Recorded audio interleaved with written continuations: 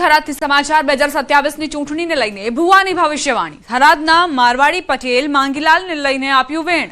થરાદના ડુવા ગામે રમેલ દરમિયાન ભુવાજીનું વેણ। 2027માં ધારાસભ્યની ટિકિટ લઈને આવજો, જો 11,000 મતથી ન જીતાડું તો મને ગોગા મહારાજ ન કહેતા।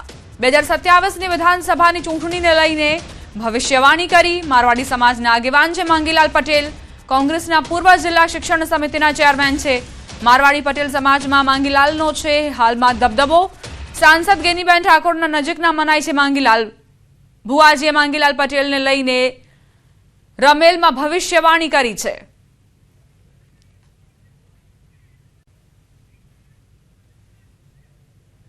કદાચ તો ડોવાના ખેડે આયા હો હાચા મનથી અને ધારાસભ્યની ટિકિટ લઈને આવે અને 11,000 વોટ જીતાડો તો ગણે દુનિયામાં ગોગો જીતાડો આવું તને હું બાપો ગોગા બાપો આ મારો ગોગાનો વેણ છે, આ મારું વેણ છે ભાઈ।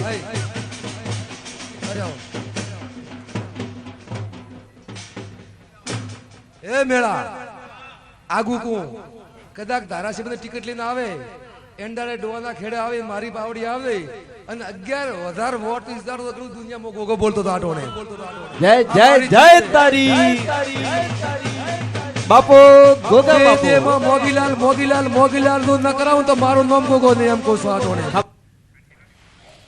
વિધાનસભાની ચૂંટણીને હજુ 22 મહિનાની રાહ છે, પરંતુ તેમ છતાં રાજકીય માહોલ જાણે કે ગરમાવા તરફ જઈ રહ્યો છે।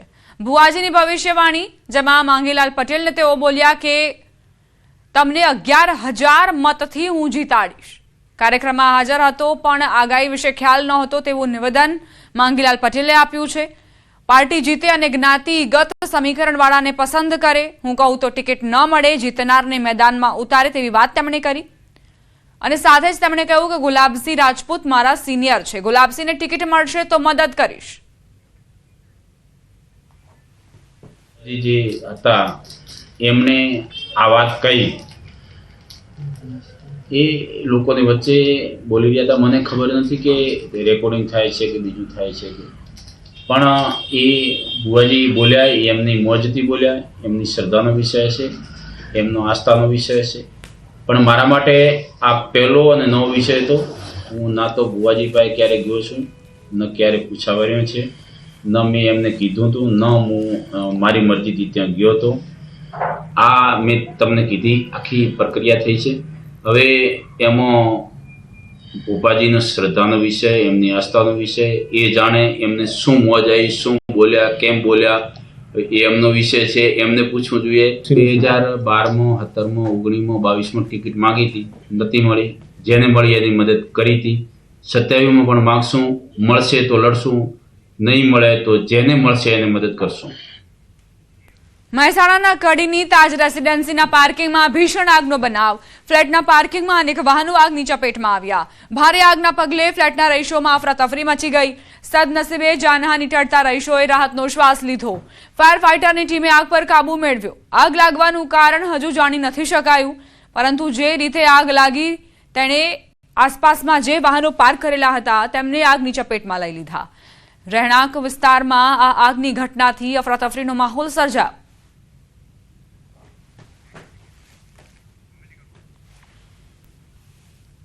જાનહાનિના સમાચાર નથી, તેના કારણે ફ્લેટમાં હાજર જે પણ વ્યક્તિઓ હતા તેમણે હાશકારો અનુભવ્યો। તાત્કાલિક ફાયર વિભાગને જાણ કરવામાં આવી અને ફાયર વિભાગે આગ પર સંપૂર્ણ રીતે કાબુ મેળવી લીધો છે।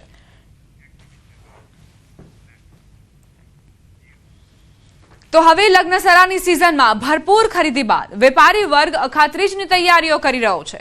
આ વર્ષે 19મી એપ્રિલના દિવસે અખાત્રીજ છે, ત્યારે પણ સોના ચાંદીના ભાવ વધારાની અસર થશે।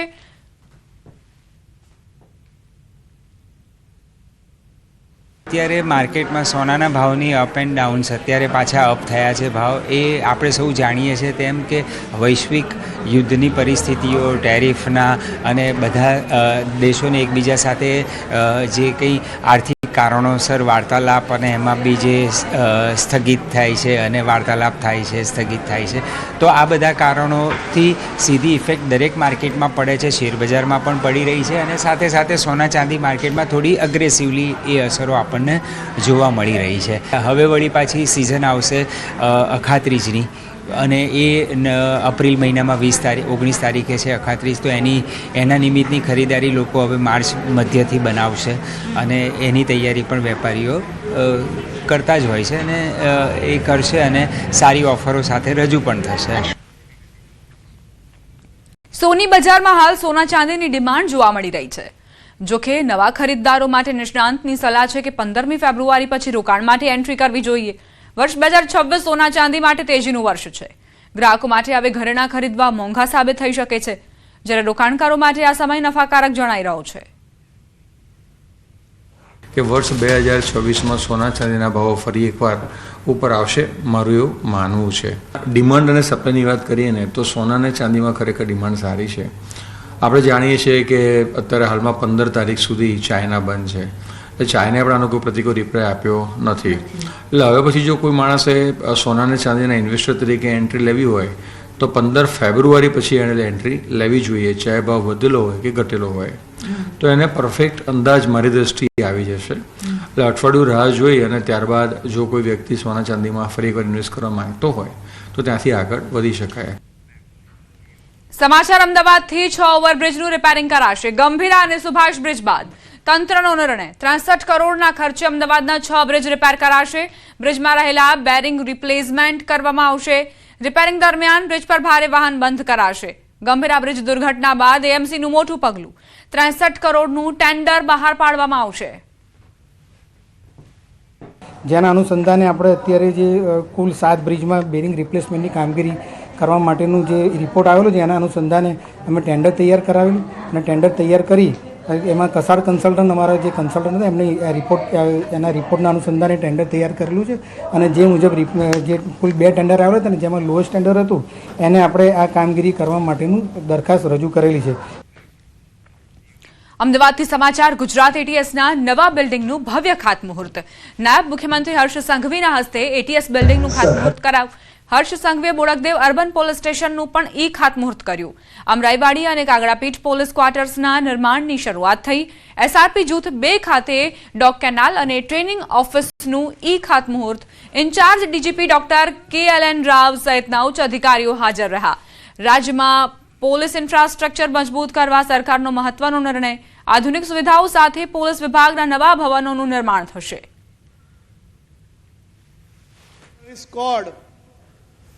એટલે આ 6.5 કરોડ ગુજરાતીઓનું વિશ્વાસનું સૌથી મોટું કેન્દ્ર છે.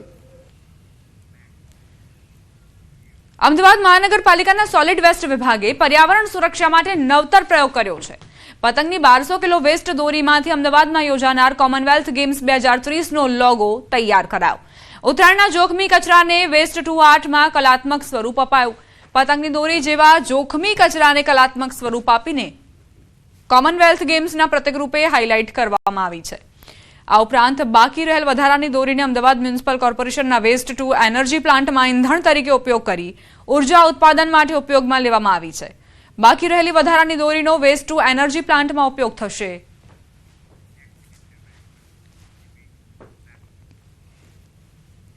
આદિજાતિ વિકાસ વિભાગે રવિ સિઝનમાં ખેડૂતોને સમૃદ્ધ બનાવવા માટે કૃષિ વૈવિધ્યકરણ પ્રોજેક્ટ હેઠળ એક ખાસ પહેલ શરૂ કરી છે. આ યોજના અંતર્ગત આદિજાતિ ખેડૂતોને માત્ર 500 રૂપિયાના નજીવા દરે એક એવી કિટ આપવામાં આવી રહી છે જેની બજાર કિંમત અંદાજે 5000 રૂપિયા છે. આ કિટમાં ખેતી માટે જરૂરી એપીએસ ખાતર, પ્રોમ ખાતર, નેનો યુરિયાની બોટલ સહિત મકાઈ, ચણા, ટામેટા અને રીંગણ જેવા ઉચ્ચ ગુણવત્તાવાળા બિયારણોનો સમાવેશ થાય છે. જિલ્લામાં 4500થી વધુ ખેડૂતોને આ સહાયનો લાભ મળવા જઈ રહ્યો છે. કિટ મળતા ખેડૂતો ખુશખુશાલ જણાયા. ખેડૂતોનું કહેવું છે કે આ સહાયથી ખેતીમાં વૈવિધ્ય આવશે અને ખર્ચ ઘટતા આવકમાં વધારો થશે. અમને કૃષિ ક્ષેત્રથી અમને ડીએપી ખાતર, પ્રોમ ખાતર બજારના ભાવે લેવા જઈએ તો મિનિમમ અમારે 5500ની ઉપર જાય છે અને અમને ફક્ત 500 રૂપિયામાં આટલું સરકાર સાહેબ સહાય આપે છે. એમનો ખૂબ ખૂબ આભાર. અત્યારે રવિ કૃષિ કીટ છે આપણે ટ્રાઇબલમાંથી, જેમાં 2 પેકેટ મકાઈના, 1 રીંગણ, 1 ટામેટાનું પેકેટ, 1 નેનો યુરિયા, 1 20 અને 1 પ્રોન થેલી ખાતર આપણે ફક્ત 500 રૂપિયામાં સહાય તરીકે આપીએ છીએ. એમાં તમારે પહેલા 1 થી 20 સ્કોર વાળે ઓનલાઈન ફોર્મ ભરવા પડે છે. એમાંથી યાદી આવે પછી એ પ્રમાણે અમે ખેડૂતને વિતરણ કરીએ છીએ. છોટાઉદેપુરમાં માત્ર 500 રૂપિયામાં ખાતરનો જથ્થો આપવામાં આવશે. 4500 થી વધુ આદિજાતિ ખેડૂતોને તેનો લાભ મળવાનો છે. રાજકોટથી સમાચાર. મહાનગરપાલિકા કચેરીએ કામદાર યુનિયનનો હોબાળો. હોસ્પિટલ ચોકથી મનપા કચેરી સુધી રેલી યોજી. પગપાળા રેલી યોજી કામદારો કચેરી સુધી પહોંચ્યા. પડતર માંગણીઓને લઈ ઉગ્ર વિરોધ પ્રદર્શન. કામદારો વિવિધ માંગ લઈને કમિશનરને રજૂઆત કરી. મોટી સંખ્યામાં કામદારો મનપા કચેરીએ ઉમટ્યા હતા. કામદારોએ પોતાની પડતર માંગણીઓને લઈને વિરોધનો રસ્તો અપનાવ્યો છે. તેમનું કહેવું છે કે ઘણા સમયથી અમારી પડતર માંગણીઓ છે જે સંતોષાતી નથી, એટલે અમે મજબૂર બન્યા છીએ આ રીતે વિરોધ પ્રદર્શન કરવા માટે. રાજકોટમાં ડુંગળીના ભાવ ઘટતા ખેડૂતોને હાલાકી પડી રહી છે. ખેડૂતો મફતના ભાવે ડુંગળી વેચવા મજબૂર. ગોંડલ માર્કેટિંગ યાર્ડમાં ડુંગળીની બમ્પર આવક થઈ રહી છે, ત્યારે 60 થી 70 રૂપિયા પ્રતિમણ ડુંગળીનું વેચાણ થઈ રહ્યું છે. નાસિકની ડુંગળીના ભાવ 250 થી 300 રૂપિયા મળી રહ્યા છે. આવક સામે ખરીદી ઓછી થતી હોવાનો ખેડૂતોનો આક્ષેપ. ખેડૂતો મુજબ વિદેશમાં નિકાસ થાય તો સારા ભાવ મળી શકે. છેલ્લા 3 વર્ષથી સતત ડુંગળી પકવતા ખેડૂતોને નુકસાન થઈ રહ્યું છે, ત્યારે ખેડૂતોએ ન્યૂઝ 18 સમક્ષ પોતાની વ્યથા ઠાલવી. ખેડૂતોને પોષણક્ષમ ભાવ ન મળતા ઉત્પાદનનો ખર્ચ પણ માથે પડી રહ્યો છે. જગતનો તાત અત્યારે ફરી મુશ્કેલીમાં મુકાયો છે, કેમ કે આ જે ડુંગળી છે તે નજીવા ભાવે એટલે કે મફતના ભાવે વેચવા માટે મજબૂર બન્યા છે. હાલ જે જૂનું માર્કેટિંગ યાર્ડ છે ત્યાં ડુંગળી છે તે 60 રૂપિયાથી લઈ અને 200 રૂપિયા પ્રતિમણ એટલે કે જે છે 3 રૂપિયાથી લઈ અને વધુમાં વધુ જે ડુંગળી છે તે 14 રૂપિયા પ્રતિમણ સુધી વેચાઈ રહી છે. ત્યારે આપણે સીધા ખેડૂત સાથે વાત કરીશું. શું કહેશો, આટલા નીચા ભાવ મળે છે, પડતર કેટલી થશે? આ પડતર થાય અમને 15 રૂપિયાની કિલો તો પડતર થાય છે. વેચાઈ એક તો 70 રૂપિયાની મણ જાય છે 20 કિલો. એમાં શું વરે 3-4 રૂપિયાની કિલો થાય, એમાં મજૂરી ન હુજે. પીસીના 14 રૂપિયા ખાલી પીસીના ડીટવાના 70 રૂપિયા, એમાં ખર્ચના જ થાય કે એમાં કઈ વધતું નથી કાંઈ. 3 મહિના મેનેજ કરી એને આ લઈ આવવાનો 100 રૂપિયાનો ખર્ચો તો પીસીનો થાય છે, ખાલી વાહન ભાડું ને ડીટાઈ. તો ખેડૂતને તો પૂરેપૂરી તકલીફ છે, પણ તો કોઈ સમજતું નથી. સરકાર નિકાસ કરે તો હંધું સારું છે, તો કોઈ વાંધો નથી. એટલે એવું છે. અન્ય ખેડૂત છે, તમે કયા ગામથી આવો છો, કેટલી ડુંગળી લઈને આવ્યા છો, શું સ્થિતિ છે?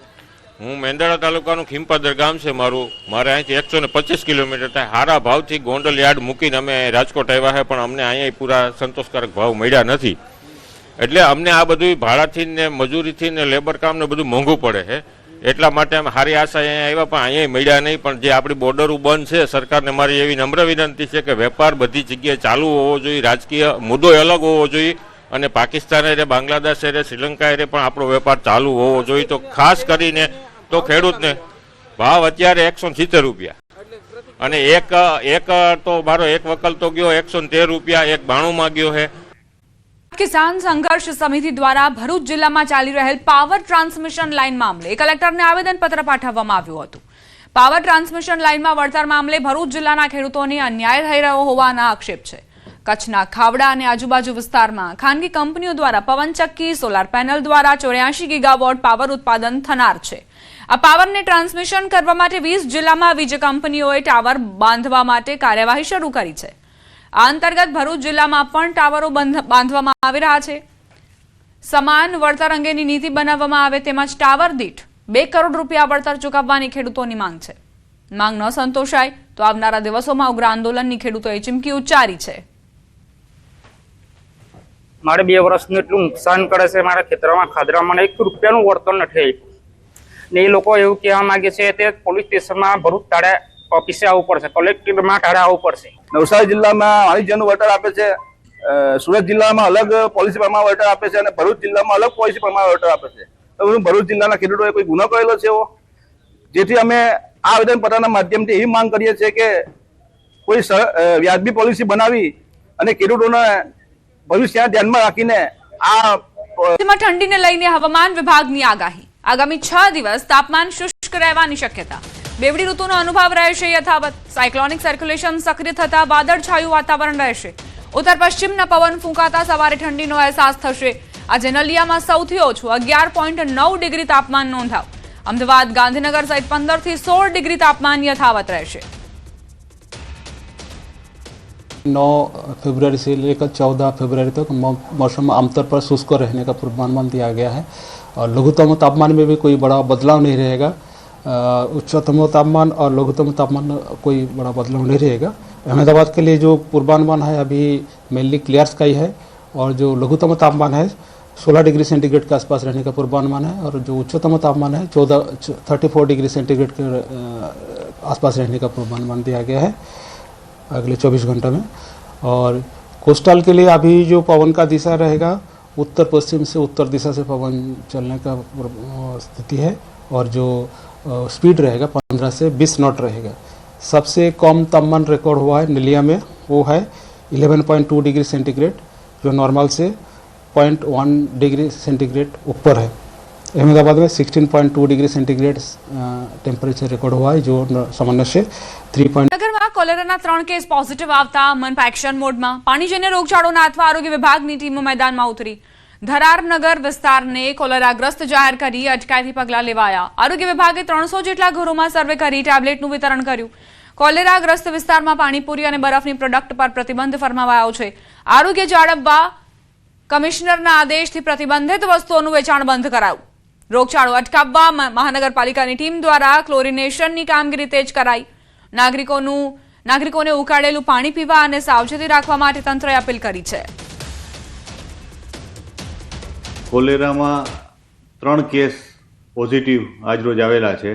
અત્યાર સુધીમાં જોઈએ તો 4000 ઉપરાંતના ઘરોનો સર્વે થઈ ચૂકેલો છે, હાઉસ ટુ હાઉસ સર્વે થઈ ચૂકેલો છે અને 40,000થી વધારે ક્લોરીન ટેબ્લેટનું વિતરણ. ચક્રમાં ફસાયેલા નિર્દોષ પરિવારોની વેદના. 21મી સદીમાં જ્યારે આપણે મંગળ પર પહોંચવાની વાતો કરીએ છીએ ત્યારે સાબરકાંઠાના હિંમતનગરમાં સામાજિક રિવાજોના નામે અનેક પરિવારોનું શોષણ થઈ રહ્યું છે.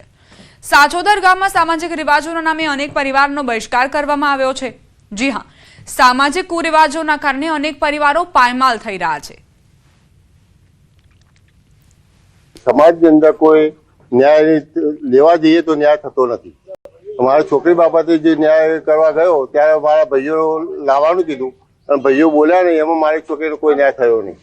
ખોટો મને સમાજ બહાર મૂકીને અને 40,000 રૂપિયાનો દંડ લેવામાં આવ્યો. જે હું રિક્ષા ચલાવી એટલું ભરી ના શકું છતાં મારે ભરવો પડ્યો હતો.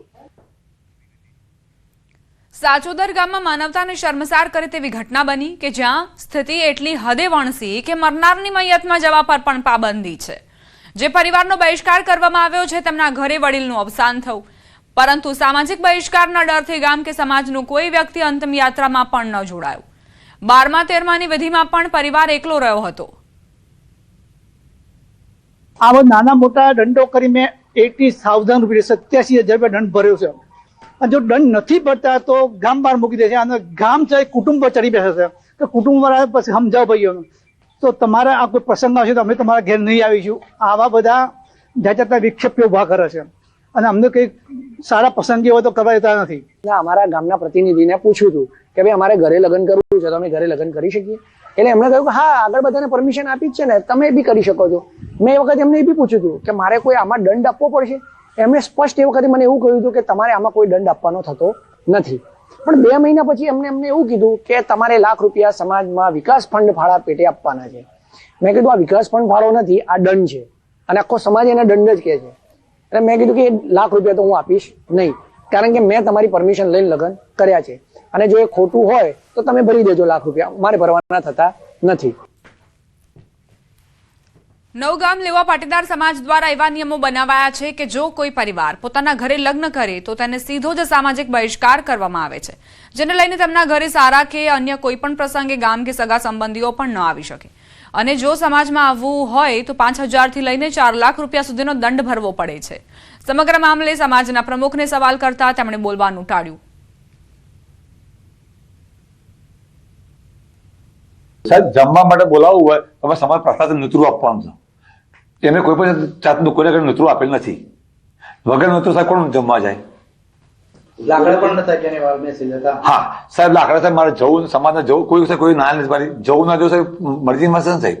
સાહેબ મેં પૂછા કર્યું સાહેબ, સમાજની પત્રિકાઓ સમૂહ લગ્નની જેવી રીતે કેળવણ સ્નેહ મિલન કરે છે, પત્રિકા મેં જ અમને આપી હતી, એ લોકો સમૂહમાં બી આવેલા છે, અને કેળવણ ડુંગળી મુકામે સમૂહ સંમેલન હતું એ બી એમને હાજરી હતી. એક હતું સમાજ અમારો કોઈ પણ દંડ લેતું જ નથી. સમાજ ફક્ત વિકાસ ફળામાં રૂપિયા લે છે. જે અમારો સમાજ જે પટેલ એ સમાજ ટ્રસ્ટ સંચાલિત છે. પાટણમાં ઠાકોર સમાજના બંધારણ ભંગ મુદ્દે મોટી સભા મળી. કોરડા ગામે ઠાકોર સમાજનું બંધારણ તોડવા બાબતે સભા મળી. પૂર્વ સરપંચના પ્રસંગમાં ડીજે વગાડવા મુદ્દે બંધારણ ભંગને લઈને હોબાળો થયો હતો. 3 જિલ્લાના રાજકીય અને સામાજિક આગેવાનોની હાજરીમાં ગરમાગરમીનો માહોલ. 21,000નો દંડ જાહેર કરાતા લોકોએ સ્ટેજ પર હલ્લાબોલ કર્યો. લોકો સભા છોડી જવા લાગતા આગેવાનોએ સોગંદ આપી શાંત કર્યા. માફી મંગાવી મગનજી ઠાકોરને 1.51 લાખનો શૈક્ષણિક દંડ ફટકારાયો. ગબ્બર ઠાકોર અને અર્જુન ઠાકોરે માફી આપવા અંગે જાહેરાત કરી. દંડની રકમ શિક્ષણ કાર્યમાં વાપરવાના નિર્ણય બાદ મામલો થાળે પડ્યો. પાટણના કોરડા ગામે ઠાકોર સમાજના આગેવાનોની સભા મળી હતી. મગનજી ઠાકોરને 1.51 લાખનો દંડ ફટકારવામાં આવ્યો છે. તો આ તરફ ગબ્બર ઠાકોર અને અર્જુન ઠાકોરે માફી આપવા અંગે જાહેરાત કરી. એટલે મગનજીને પણ અમે વાત કરી કે ભાઈ સમાજ જે કે છે એ કરવા તૈયાર છું, અને સમાજની આજે તમારી હાજરીમાં મગનજીએ અહીંયા આટલા બહોળા સમાજમાં 3 જિલ્લાના સમાજના આગેવાનો આવ્યા અને એની સમક્ષ માફી માગી. પણ છતાં સમાજને જે ઠીક લાગે એ હું સમાજને યોગદાન આપવા શિક્ષણમાં એ દાન આપવા 1,51,000 રૂપિયા એ શિક્ષણમાં દાન આપ્યું છે અને સાથે સાથે માફી માગી છે. આજે દિવસ જે મારા ઘરે લગ્ન પ્રસંગમાં જે વાદ વિવાદ ચાલતો હતો એનું આજ મારા સમાજે ભેગા મળી અને સુખ શાંતિથી સમાધાન કર્યું.